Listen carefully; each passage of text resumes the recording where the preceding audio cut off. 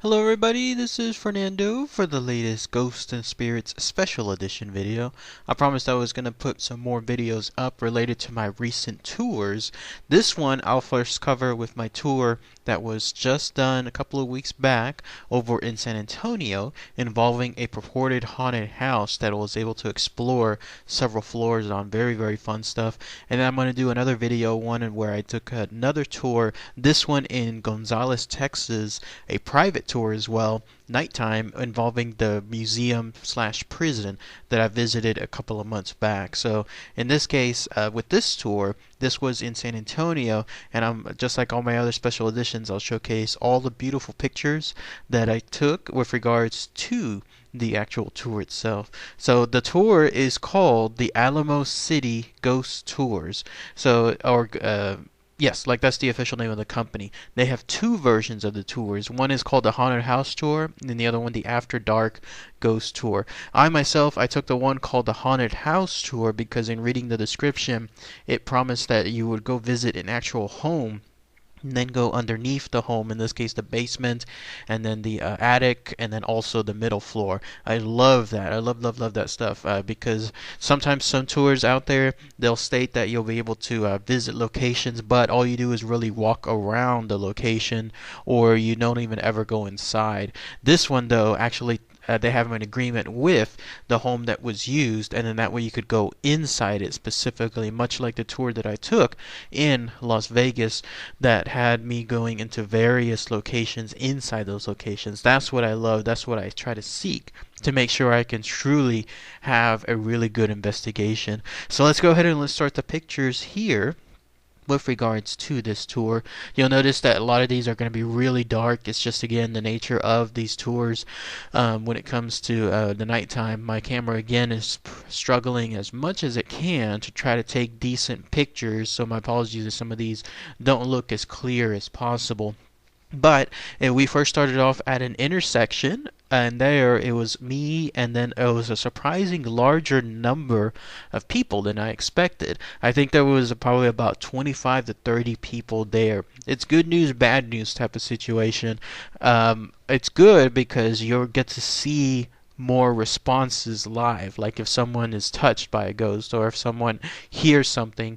It makes things more exciting because then you'll see others interacting with these ghosts. The bad news, though, is lots of people around, and so I'm not even really able to take some alone time within the locations I'm at to truly investigate it. So in this case, I was surprised by the large number of people. You'll see some of the pictures, in fact, where they're at. But we first started off on the outside of a home, and the way the tour went is we visited various locations almost to the build-up where we finally went the last part to the final home. But we walked down some beautiful sidewalks. It's an area near downtown San Antonio. Like if you were to go towards the Alamo and then maybe go a little bit further east, not necessarily to the highway, but just almost there. That's where we were walking around. It's a beautiful area. They've got a little mini park there as well. They have lots of old homes there. These homes are not cheap too. The tour guide stated that these homes are easily in the million plus. It's hard to believe some of these homes, I mean, the way they look, dilapidated, small, rustic, nothing like that is worth over a million, but it's just the nature of the pricing value there in downtown San Antonio. If you want to live there, then absolutely you're going to have to pay good money for it. We stopped outside one location that involved another home which I may want to visit, called the Og House Inn, which supposedly has some haunted activity as well. It's another historic site too, so that's, I'm going to keep that in mind. And then finally we took a brief rest because that's when the equipment started to come out. This is the first time I ever played with those dowsing rods. If you've ever heard of those are those rods that you hold in your hand, and they're supposed to point to paranormal activity, especially if you make sure that you ask politely, because then these dowsing rods seem to have either a mind of their own or something else will inhibit these dowsing rods, and then you can start asking them questions. So you'll see some of the pictures of that here too. By the way, I think the first paranormal sign was right when the dowsing rods are being taken out, because look at this picture here. you'll notice all of a sudden there's like a orange hue tied to it. This is something where Draven, I remember from the Las Vegas Ghost Tour, stated if you ever see something like that in a picture and then you compare it to other pictures where just a couple of seconds later it's not there anymore, it's because an orb has literally come up straight to your camera. Like, in other words, they don't like being photographed. They want to try to block the photograph, and so they go right towards the camera lens as best as they can to stand in front of it and try to block things. I mean, compare it with this picture taken just seconds later, and then the one after it, again, another seconds later, and you'll notice that none of them suddenly show anything involving that orange hue. So again, pretty crazy stuff when it comes to visiting it. Again, I don't see anything related to these to these orbs, but they are there on the grounds. Once he took out those dowsing rods, he was stating that this area, that we were by a river of the famous San Antonio River. It actually extends way beyond the downtown area towards that town, or towards that neighborhood, and he was stating that there have been a lot of drownings in this area, so that's why it's reported haunted. And so we continued on our merry way until we finally reached the home itself, which you're looking at a picture of here. It's a Masonic home. It's been around for a long time too. I think since the 1800s, if I'm not mistaken. This home is currently being used as, I guess it's like a weekly meeting of a small community. I don't know what that symbol stands for, but it's a lodge. But previously it was used as a doctor's home. And my understanding was at this doctor's home, when it was in use, maybe people had died there, or there was some more sinister stuff going on. The website was stating that there's something involving like almost satanic rituals too on the bottom of the floor, like they say, the basement. So I don't know 100% if this is the right home or if it was referring to another home.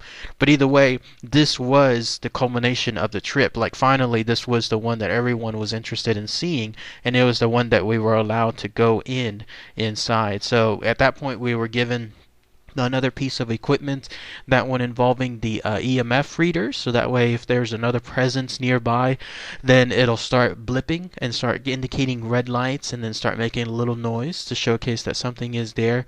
And then we went inside, and so I was really eager to see what was going on. First we visited the entrance, which was the main floor. Looked beautiful inside. It looked used. It looked like it's definitely a home that's current and active. But then we quickly went up towards the attic. That's where the main one of the main activities seems to be. We went into this really dark room. That's where they held their weekly meetings, apparently, for this lodge regarding the Masons.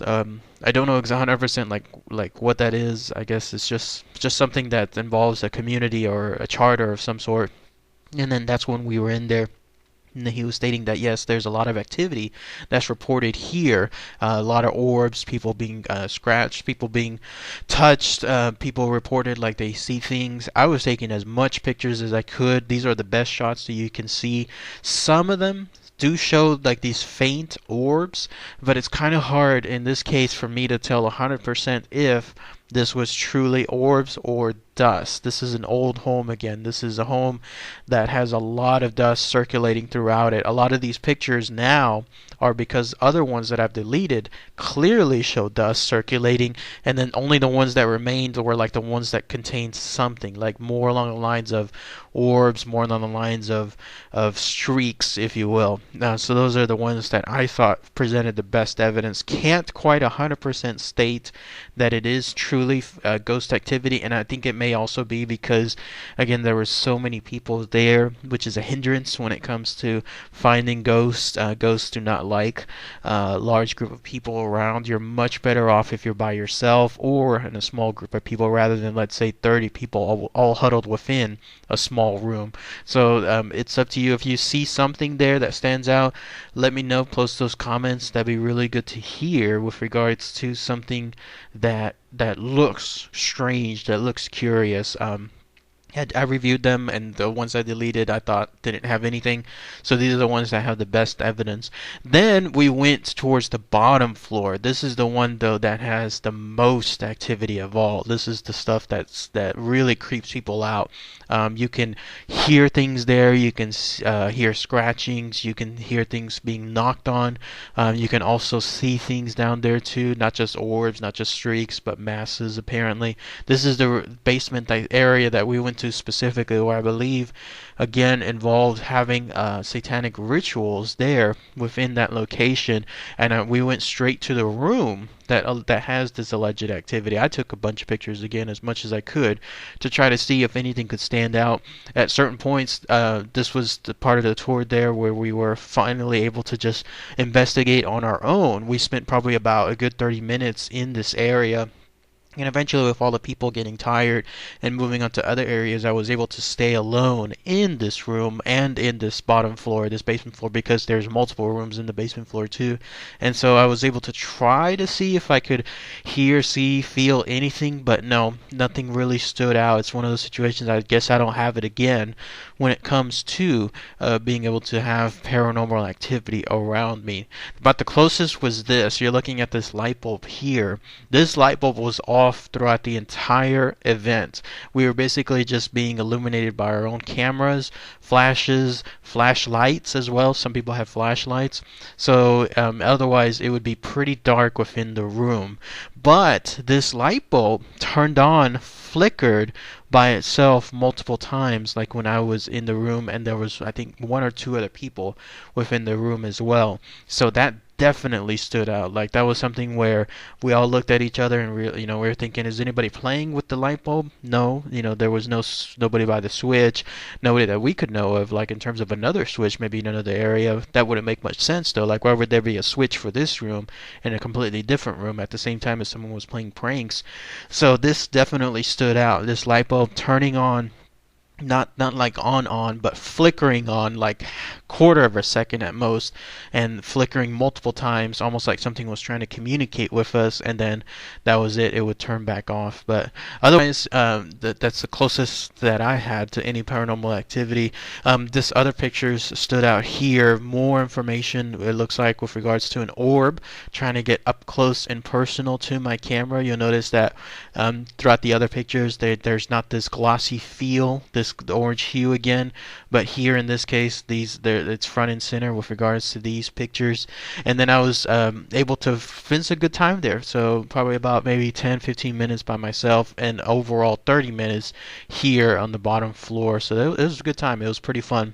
I got to at the beginning, walking around the neighborhood, I was thinking to myself, maybe it's my expectations were a little bit higher than I expected, but no, when we came to this home, definitely made up for everything, and that's why this tour became really, really good. Then that was it. Once we finished with this home, we were then walking back towards the beautiful neighborhood, heading back to our original destination point, and that was the end of the tour itself.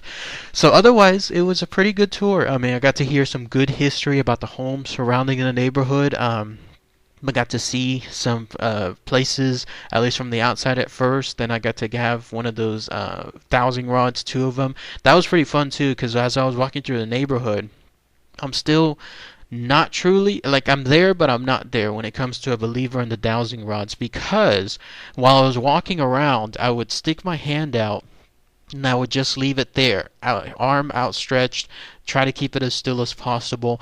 And it's weird, but the dowsing rod would start pointing in several directions, like instant turns. Like, we're not talking like gradual turns, but instant turns.